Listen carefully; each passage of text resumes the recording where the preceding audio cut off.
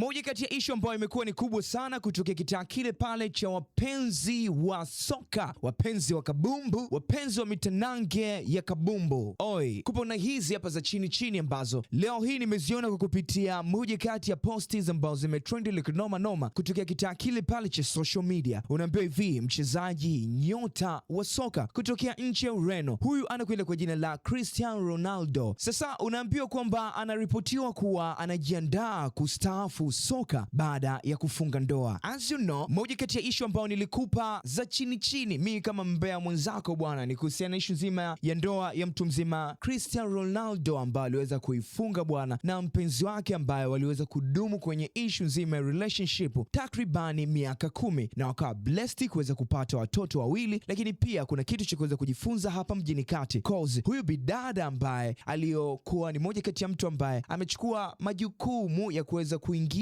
kwenye issue nzima ya ndoa na mnyamwezi Cristiano Ronaldo, ni kwamba aliamua kuweza kuvumilia yote licha ya kuwa mnyamwezi alikuwepo na watoto watatu nje ya ndoa, lakini yeye akasema isiwe case, akaingia naye kwenye ndoa. Wao wakawa na watoto wawili, ukiplus na wale watatu jumla na kuwepo watano. So kina dada, hebu kishikilieni hapo. Alafu kubwa kuliko ni kwamba wamesafa kwa muda wa miaka 10. Sasa mnyamwezi unaambiwa baada ya hii hapa ndoa anataka kuweza kupumzika.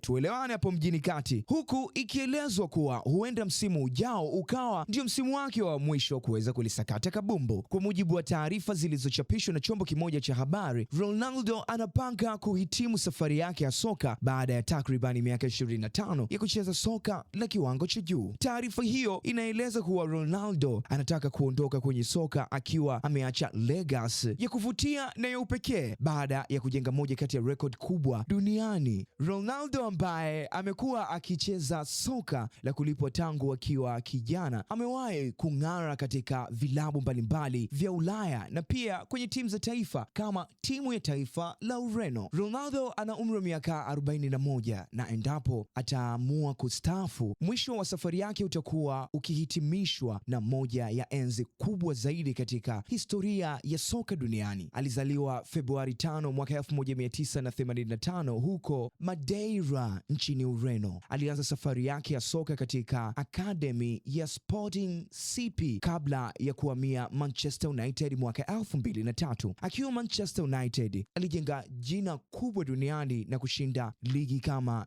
UEFA Champions League ya mwaka 2008 pamoja na Ballon d'Or kwa mara ya kwanza kwa mwaka huo. Mwaka 2009 alijiunga na Real Madrid ambako alifikia kilele cha mafanikio yake. Alishinda Champions League mara 4. Mwaka 2018 alijiunga na Juventus, timu kutokea kitaa kile pa cha Italy, kabla ya kurejea tena katika timu yake ya awali. Hii inakwenda kwa jina la Manchester United mwaka 2021. Baadaye alijiunga na Al Nassr ya nchini Saudi Arabia mwaka 2022. It is what it is, ladies and gentlemen, until time again.